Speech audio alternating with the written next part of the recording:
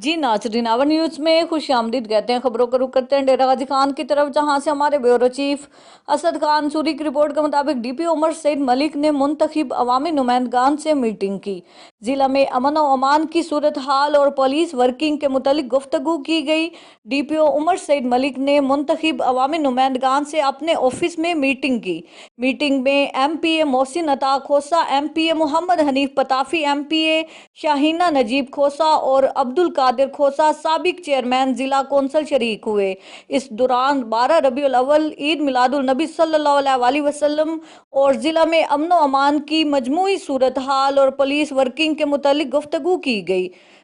ज़िले अमन को कायम रखने और सूरत हाल को मजीद बेहतर बनाने के हवाले से भरपूर इकदामात अमल में लाने के लिए तमाम तर वसाइल बरूए कार लाने की हदायत की गई। डेरा गाजी खान में क्राइम का खात्मा, इंसाफ की फराहमी और मजलूम लोगों की दाद रसी करते हुए आम आदमी तक इंसाफ की फराहमी को यकीनी बनाने पर जोर दिया गया, जिसके लिए तमाम लोग अपना किरदार अदा करेंगे।